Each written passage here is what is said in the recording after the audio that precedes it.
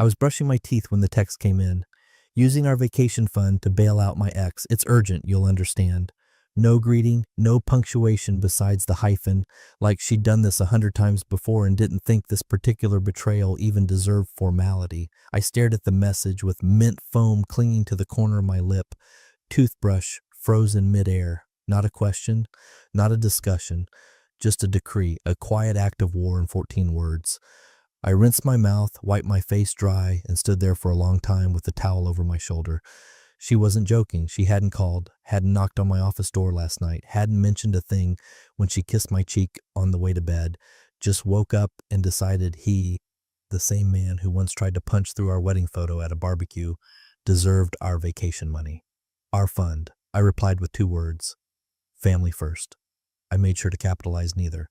Then I walked down the hall, opened the door to my study, and sat down. The room smelled like old paper and cedar.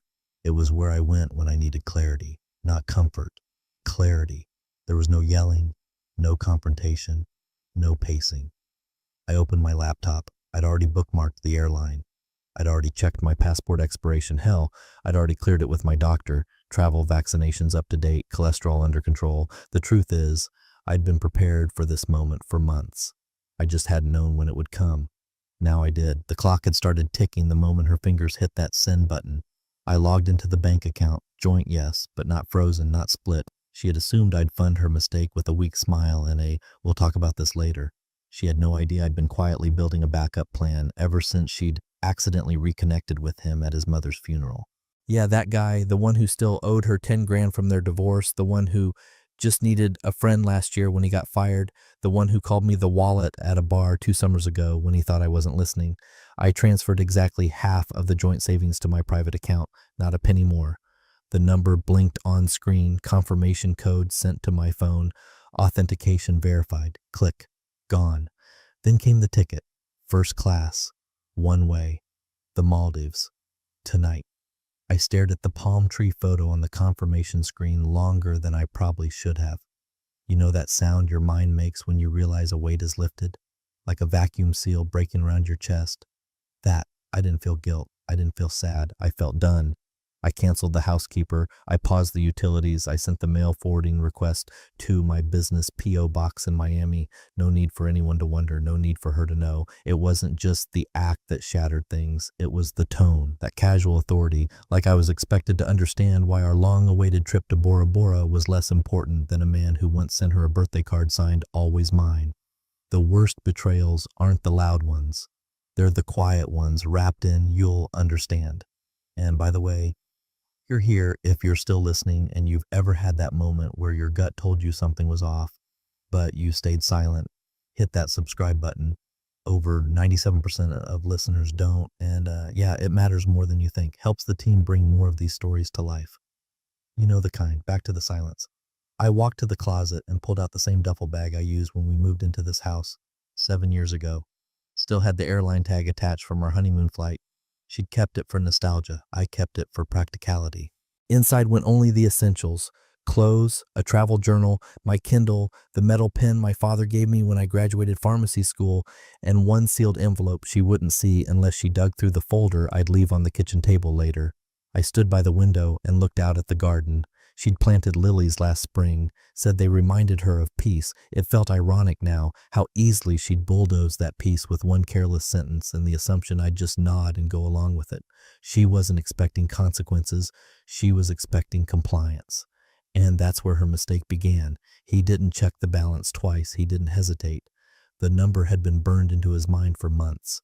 Every time she mentioned us while talking about her ex, every time she brushed off a strange phone call with "you're being paranoid," Paul added another mental note, another little tally mark beside the fund they'd built together for their long-postponed getaway. He even knew the timestamp of the last deposit, down $850 from his side project tucked neatly in 4 days ago. She hadn't noticed. Or she had, and assumed she'd get to spend it too. The transfer went through in under a minute. The account interface refreshed, the remaining balance now showing only her half, minus the fee she'd probably run into later when trying to withdraw it in a panic. Paul clicked log out and immediately launched the airline portal. The destination he'd researched on lunch breaks, after hours, late nights while she claimed to be working late, at the community nonprofit. The Maldives. First class. One seat, window, tonight. He'd chosen a flight with a long layover, not because he had to, but because he wanted the transition to stretch, like peeling off an old skin slowly. One stop in Dubai, another in Colombo. Time to breathe, time to think, time to vanish. No bags checked, just the duffel. He went into the hallway and opened the linen closet, pulled down a fireproof folder labeled Doc's Old Insurance. Inside were copies of everything he needed: passport, second passport, digital backups of investment accounts, the notarized copy of the power of attorney reversal from 2 months back, and, most satisfying, an exit plan for the house utilities. Cancel the cleaner, suspend the gardener, pause the subscriptions. He logged into the home system and adjusted the smart thermostat, set it to 80. It would sit like a stale greenhouse when she returned, not broken, just uncomfortable. Then the mail forwarding form, pre-filled weeks ago, got sent with one click. His P.O. box at the business address would receive anything remotely important. The junk? It could rot. There was no rage, just clarity. Her betrayal hadn't blindsided him. It had confirmed what he already knew. Paul had spent the last 8 months walking an emotional tightrope while Megan tested boundaries like a child poking at the edge of a cliff just to see if the rocks would give. She reconnected with her ex by accident, defended him out of pity, texted him just to make sure he was okay. Each time, she looked Paul in the eye and dared him to say something. And each time, Paul nodded, watched, and took another mental note. This wasn't new. This was inevitable. The house was quiet. It was 3:07 p.m. She wouldn't be home until 6. He moved like a man cleaning up a chessboard before a checkmate. No drama, no announcements. He slid a single sheet of paper into a manila envelope. Just one, not a letter, not a confession. Just a copy of the banking terms she'd signed last year when they updated the joint account. The one with the clause that allowed either party to split the funds at any time, no permission needed. He left the envelope on the marble kitchen counter, next to a sticky note she'd scribbled weeks ago. Remind me to order sunscreen for Bora Bora. Bora Bora. That was the plan. That was the story they'd sold each other during quiet mornings and passive-aggressive brunches. Save money. Take one big trip. Reconnect. Instead, she connected with her ex. He connected the dots. Paul sat down one last time at the dining room table, the same table where she once slid a birthday card across to him with a half-hearted, "You're the best thing that's ever happened to me." Same table where, last month, she smiled at a text that made her laugh too hard for a message from HR. He looked around. There were no ghosts in this house, no memories worth mourning, just overpriced furniture and a woman who believed good men stay silent forever. At 4:18 p.m., Paul stood up, zipped the duffel bag, and turned off the lights. Every switch flicked down with the same quiet finality as a marriage that ends not with a scream, but with the sound of a door gently closing behind you.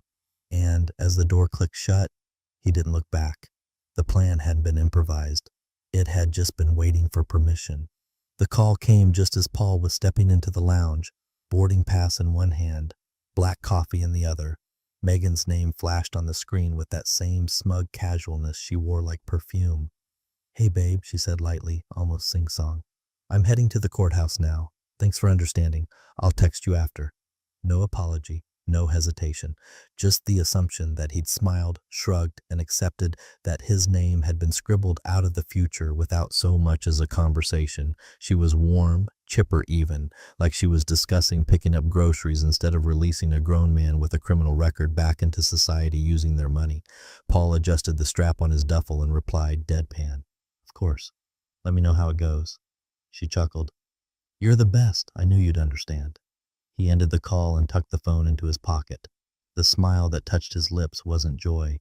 It was something closer to finality, like placing the last tile in a mosaic that took far too long to finish. By the time Megan pulled into the courthouse parking lot, her ex was already pacing in the holding area. She had the bondsman's card in her purse and the confidence of someone who thought logistics were already covered. She wasn't dressed for a courtroom, more like a PTA meeting. Oversized cardigan, sunglasses perched like a crown of entitlement, and a Starbucks iced drink she didn't even realize was melting all over the paperwork in her passenger seat. She strolled inside like she owned the process. The bondsman greeted her at the bench with a polite nod.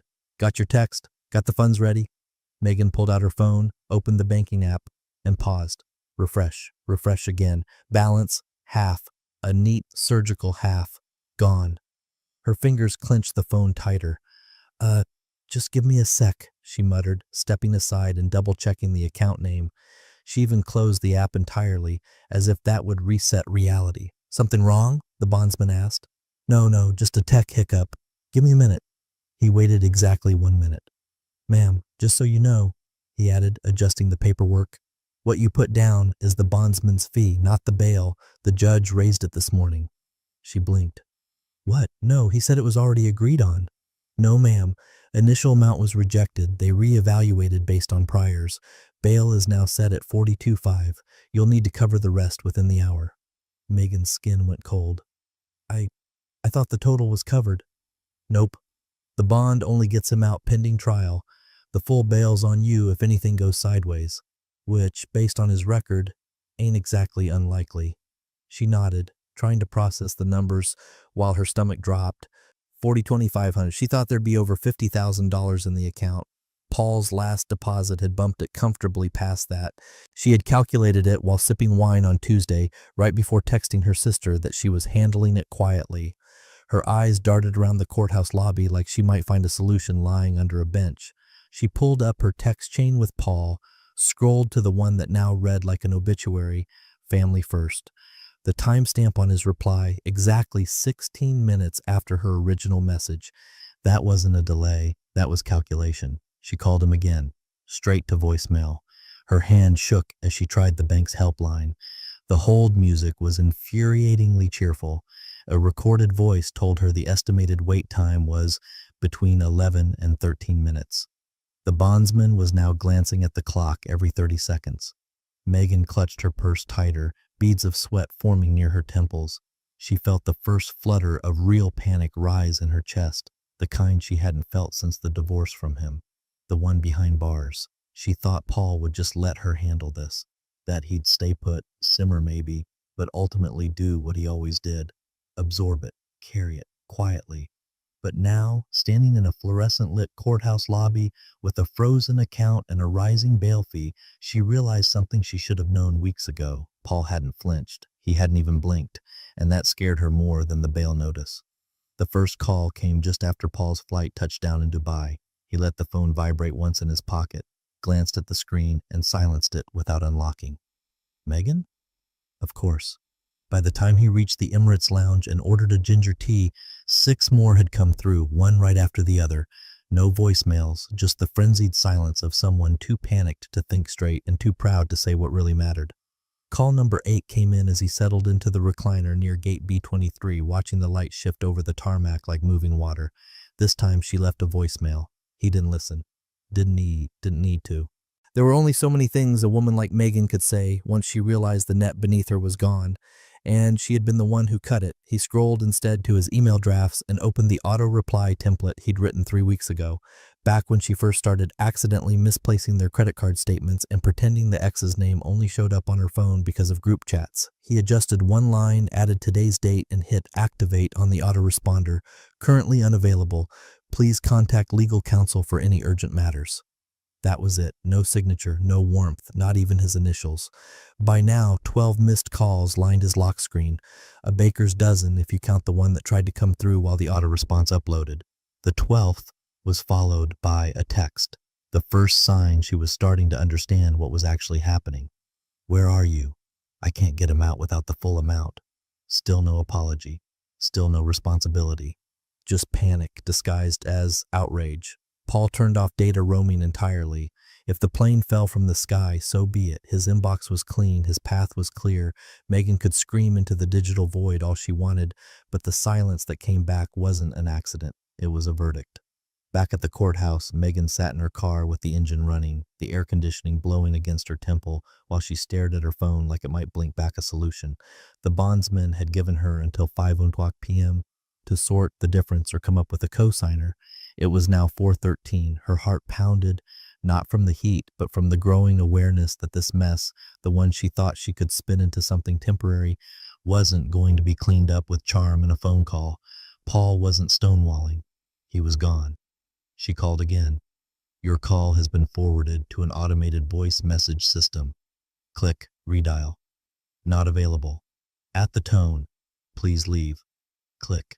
She threw the phone onto the passenger seat and gripped the steering wheel with both hands, hard enough that her knuckles whitened. She had never seen him like this. Not once. Paul, the man who spent his evenings quietly sorting receipts, who stayed up late researching places she claimed she'd always wanted to visit, who brought her soup when she faked sick just to get out of a boring dinner, who once drove 3 hours to retrieve her favorite necklace she left behind at a spa retreat with her college friends, one of whom had suspiciously bumped into her ex later that night. And now he'd evaporated. She checked the bank app again. Same number, still missing the half she'd counted on. She opened her messages, scrolling, looking for some kind of opening, a crack in the pattern, but it was all the same. Read receipts stopped. His typing indicator never blinked on. Her last 3 messages hung there like unanswered prayers. Paul, please. This isn't what you think. I was trying to help. Call me. Please. Nothing. She started typing again. Just tell me where you are. We can fix this. I didn't mean for it to get this far. Please, don't do this to me. She hovered her finger over send, deleted it, typed again. Is this about the money? We can replace it. I'll cancel the bond. I'll explain everything. Send. Still no dots, no read receipt, no sound, just a frozen screen reflecting her own confusion back at her, as if to say, you lit the fire. You don't get to act surprised now that it's burning. She stared at the dashboard clock as the minutes dissolved into dread. 4:21. 4:34, 4:48, every tick of the second hand slicing away at her certainty, peeling back the illusion that Paul would come through, that this was just one of those fights people forgive each other for. Except this wasn't a fight. It was an exit, and Paul had already made it. The moment the courthouse door shut behind her, Megan's bravado cracked like an old windshield. No sound, just the slow, branching fracture of panic spreading beneath the surface. Her ex was still inside, waiting in a holding cell. The bondsman's warning rang in her ears. Full amount by 5 or he stays. Her phone battery hovered at 19%. She hadn't brought a charger. She hadn't thought she'd need one. That was the first clue this wasn't going to play out like the Hallmark version in her head. She had pictured gratitude, maybe some awkward tension with Paul, sure, but in her mind, it would all smooth over with a weekend of silence and a slightly more expensive bottle of wine. Instead, she was met with an automated reply, a vanishing bank balance, and Paul's evaporated presence. So she called her mother. Mom, I'm in a bit of a situation. Can you lend me something? Just short term. Her mother's voice was already tight. How much? About $20,000. But it's urgent, and I'll explain. Why on earth do you need $20,000 today, Megan? She tried to soften it. It's for someone from before. Paul's not, he's traveling right now, and you mean your ex-husband, don't you? Silence. Jesus, Megan. I didn't have a choice. Her mother snorted. You always have a choice. You just think your choices don't have consequences. Then the phone clicked. Next, her sister, Brielle, the one who always had her back, the one who once drove 4 hours in a blizzard to bring Megan soup after dental surgery. Let me guess, Brielle snapped after Megan rushed through her half-explained plea. You bailed out Trevor using you and Paul's vacation money? It wasn't just Paul's, Megan said defensively. It's our joint. Jesus Christ, Megan, you weaponized a vacation to get Trevor out of jail. I didn't weaponize anything. I was just trying to... No, Brielle cut in. No, you were trying to be a savior again. You were trying to feel important. And now you're standing in a parking lot begging for 20 grand like you haven't already burned through enough goodwill to power a small city. Briss. Click. It didn't even ring again. Megan looked around, blinking against the sinking sun. The courthouse windows reflected her own expression back, drawn, brittle, out of her depth. Next number, Ryan, her son from her first marriage. College-educated, quiet, cautious. She'd raised him alone for 5 years before marrying Paul. Mom? Sweetheart, I need your help. What's going on? She sighed. There's a bail situation. Trevor... Pause, a sharp silence. You mean Dad? He's not in danger, she said quickly. It's just legal stuff. A misunderstanding. And Paul's not picking up and... You're calling me to help bail out Dad? Are you serious? Ryan, Do you remember what it was like living with him?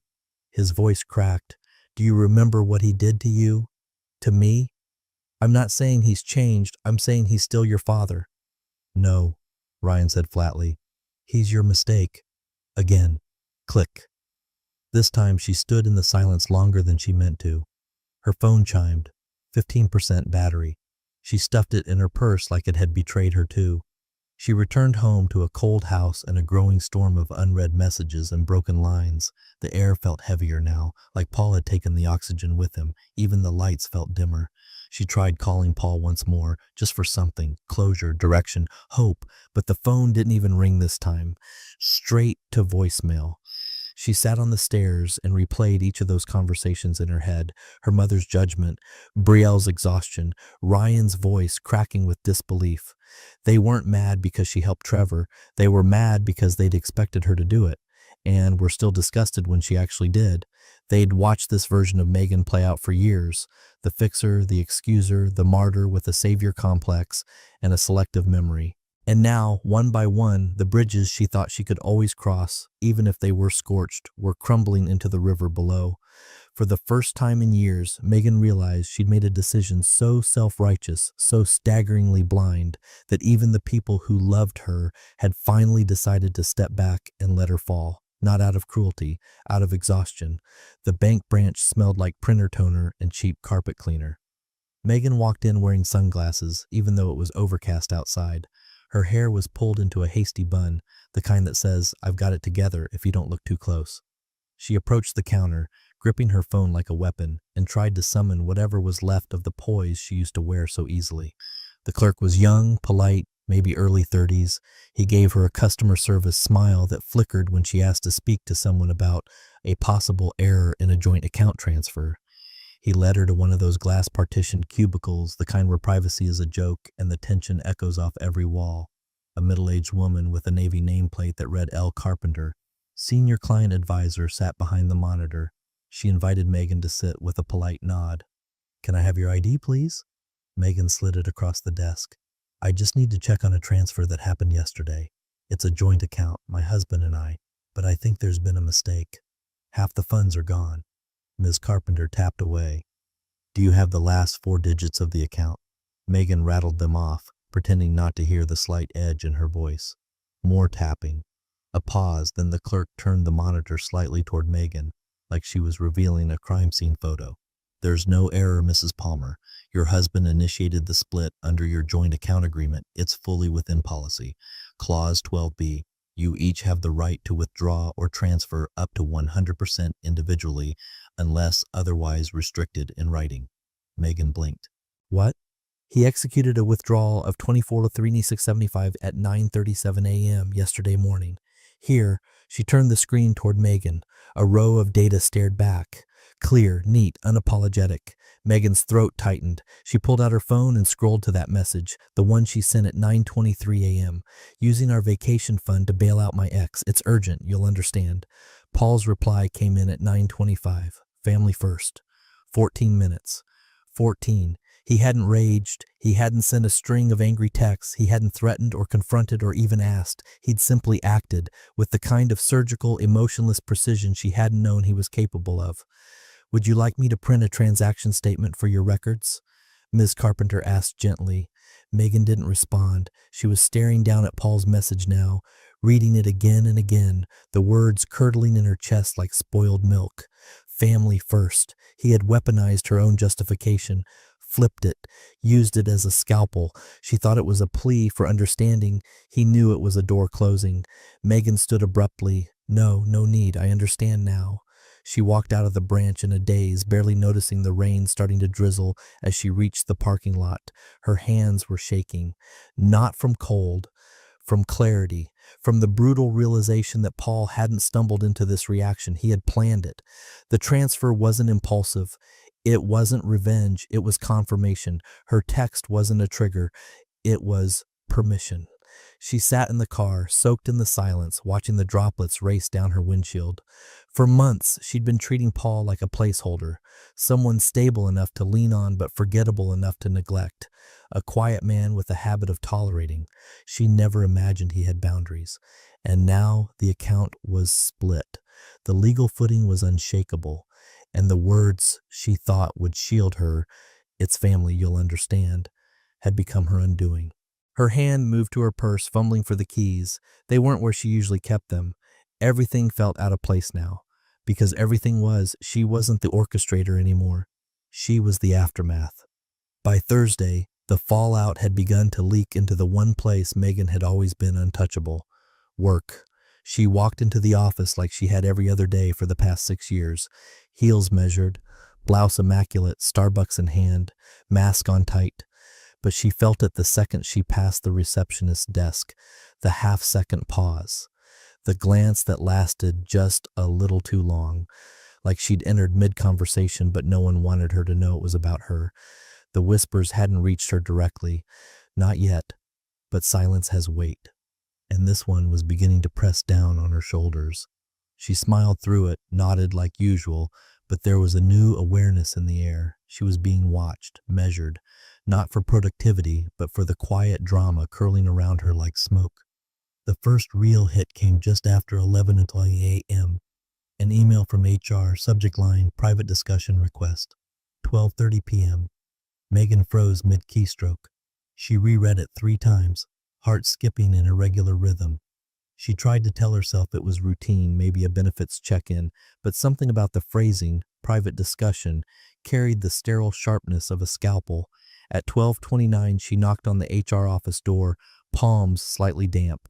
Diane, the HR director, gestured for her to sit. Her tone was clipped, almost apologetic, but only just. "Megan, I'll be direct. A name came up on a public court document this week. Yours. You were listed as surety in a bail hearing." Megan blinked. Yes, that's true, but it's personal." Diane nodded slowly. "Understood.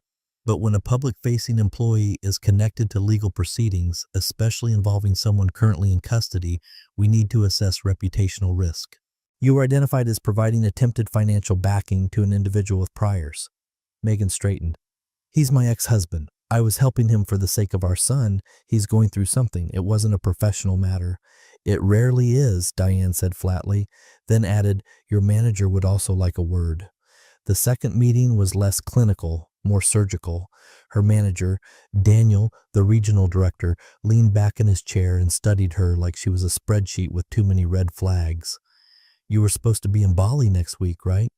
She nodded, trying to sound composed. "Yes, I was. That's been delayed for personal reasons." "Not just delayed," he replied. "We reassigned the project." Her face tightened. "What? Why?" "We needed someone fully present, and respectfully, your name's been circulating for reasons you're now aware of. It's not about judgment, it's about optics. Clients notice. Daniel, do yourself a favor, Megan. Take the rest of the week. Clear your head. We'll revisit things next quarter." It wasn't an invitation. It was a leash being tugged. She returned to her desk in a fog, aware of the looks, some sympathetic, some predatory. The Slack channels had quieted the moment she stepped into the building. Her inbox had gone eerily still. People who once begged for her insight were now CCing others instead. By 4 p.m., she was boxed in by silence. The kicker? She hadn't even told anyone at work about Trevor, not a soul. But gossip, like mold, doesn't need sunlight to thrive. It grows in corners, in whispers, in side comments by the water cooler. And one of those corners had apparently birthed a full-blown narrative.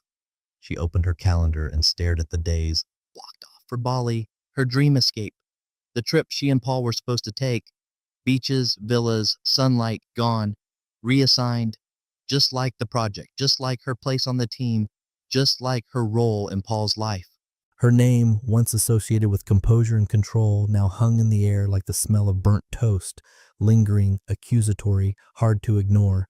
She packed up in silence, walked to the elevator, and pressed the button with the hesitation of someone who knew the descent wasn't just physical anymore. And as the doors closed, she caught her own reflection in the mirrored surface, polished on the outside, unraveling within. Her public face was slipping, and no one was stepping in to fix it. The garage door lifted with its usual sluggish groan, echoing into a space that felt too hollow. Megan pulled her car into the bay and instantly sensed something was wrong. No tennis rackets leaning against the wall, no muddy sneakers under the bench. The workbench was stripped bare, no drill set, no socket cases, no labeled tool drawers Paul used to keep alphabetized like a surgeon prepping for an operation. Even the damn coffee can full of screws, gone. She stood there in the garage for a few beats, keys still in the ignition, heart clamping tighter with each passing second. When she opened the door to the house, a low creak welcomed her into a silence that didn't feel like absence. It felt like aftershock. The house didn't smell like anything. No cologne, no dinner from the night before, not even the faint linen scent from the dryer sheets Paul always used, just stale air and the hum of a fridge that sounded suddenly louder than it should. She stepped inside and called, "Paul?" Nothing. The coat rack by the door was empty. Not he's wearing a jacket, empty. Cleared out empty. His hiking boots were gone. The pair of leather gloves he kept tucked into the side drawer? Not there. She moved faster now. Into the bedroom. Closet doors open. His side. Barren. No shirts, no belt rack, no travel duffel tucked beneath the hanging slacks. Only the faint imprint of shoes that used to live there. The dresser drawers? Empty. Not a sock left behind. Not a tie. Not even one of those souvenir t-shirts from the cruises they never talked about anymore. She stumbled into the bathroom. His shaving kit, gone. The toothbrush cup now held only hers. The cologne she used to mock for being a little too grandpa was missing from the counter. She checked the guest room. No duffel bag, no carry-ons, no signs of life. He hadn't left. He had evacuated. She spun, marched into the kitchen, hands trembling now. The magnet calendar still showed next week's Bali trip in gold Sharpie. Her writing, her fantasy, a future she thought was postponed, not canceled. On the center of the kitchen island sat a single plain manila folder. No note, no post-it, no lipstick stain or dramatic underline. Just her name scrawled in Paul's unfussy block letters. She opened it. Inside, 3 sheets. First, a notarized letter detailing the joint asset split, dated the day of her text about the vacation fund. Legally binding. Filed. Second, a printed timeline of transactions from their joint account, his private account, the utility accounts. Clean, precise, calculated down to the minute, each action dated and initialed. A paper trail that said, "I didn't act out of anger, I acted with purpose." And the final page, centered in the middle, in Paul's neat handwriting, "I respected your right to choose, I just chose differently."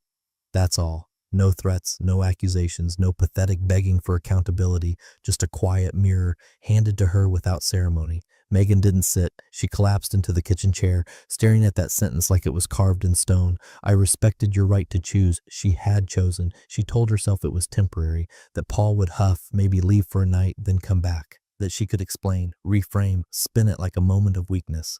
But he hadn't raged. He hadn't made it about loyalty or betrayal or morals.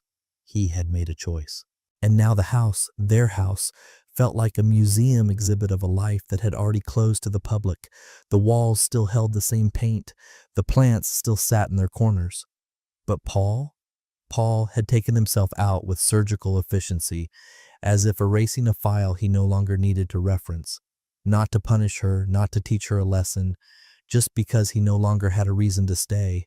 Her chest felt hollow. Not crushed, just, emptied. There was no one left to call, no one left to explain to. The people she'd leaned on had already stepped back. Paul wasn't even ignoring her anymore. He'd deleted the conversation entirely, and somehow that silence cut deeper than anything else. It was past midnight when Megan picked up her phone again. The house was silent, save for the soft tick of the hallway clock that Paul had once insisted on keeping, even when the battery ran low and it started lagging behind real time. She used to hate that clock. Now it was the only sound left that didn't feel like a threat.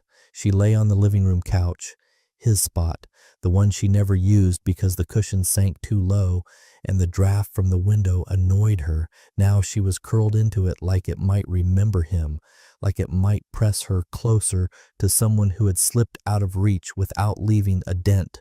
Her fingers hovered over his name on her phone for a long time. The screen blurred slightly from the tears she hadn't admitted were forming. She wiped it with the cuff of her hoodie and tapped call, ring ring, straight to voicemail. "Hi, you've reached Paul. Leave a message or send me an email. I'll get back to you eventually." Beep. She hadn't cried yet. Not really. But now, her voice cracked just from the air escaping her throat. Paul? Silence. I know you're angry, I get that, but he's still the father of my child. She paused, swallowing the shame of that sentence as it came out of her mouth. It sounded so different now. So weak, so rehearsed. I wasn't choosing him over you, I didn't think you'd actually leave. Another pause, her voice dropped to a whisper. I didn't think you'd go through with it. There was no one to interrupt her, no one to ask the question she suddenly couldn't stop asking herself. What did she think would happen? Did she really believe that Paul would just absorb it all? Again, that she could betray him, explain it away, and he'd nod like always. The lie she had built for herself, that she was just caught between two difficult choices, was crumbling in real time. You said family first, she added, barely audible now. I thought that meant us. A sob slipped out. Just one. It surprised even her. Not loud, just real.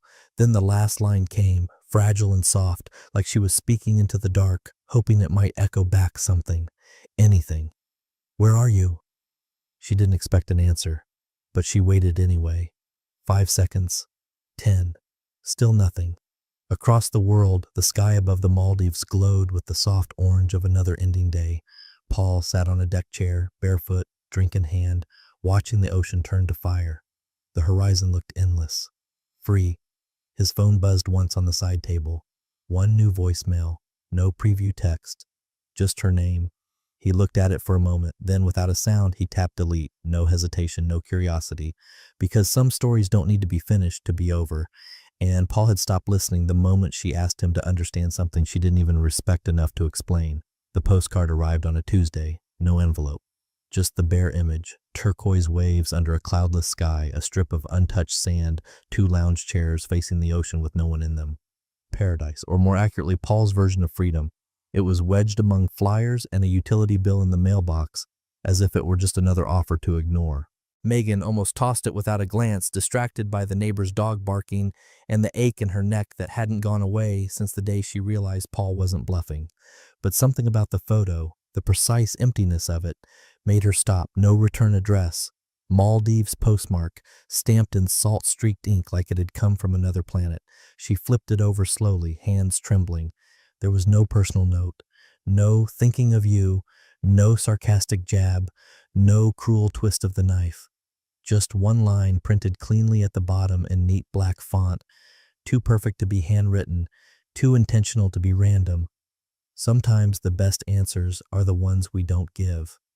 That was it. No signature, no Paul. But it was him, every inch of it. Megan stood in the kitchen, staring at that card for what felt like hours. The clock ticked above the stove, still off by 7 minutes. She hadn't bothered to fix it. Or maybe she had, and just couldn't tell anymore. The days blurred. She turned the card back over, studying the photo again. 2 chairs, unclaimed. Water so clear you could see the shadow of the palms in the shallows. The kind of place they used to talk about while lying in bed, planning the future with half whispers and false certainty. They were supposed to go together, supposed to be the reward after the hard years, the tight budget years, the ex-wife drama years, the caregiving years, the we'll take care of us next years. But there was no next, not for them. He didn't need to say it. He had already shown it. The deleted voicemails, the empty drawers, the notarized letter, and now this, the final punctuation mark on a sentence she thought would never end. It wasn't rage, it wasn't revenge, it was resolution. Megan sat at the kitchen table, the same spot where the folder had once waited for her like a final exam. She ran her fingers along the edge of the postcard. No tears came. Not this time. She was past grief, past bargaining, past the angry self-talk and the denial. All that remained was the silence, and the realization that it was permanent. She got up, crossed to the hallway drawer, the one with birthday candles, expired coupons, and half-used gift cards, and placed the postcard inside, not because she wanted to keep it, but because she didn't know what else to do with it.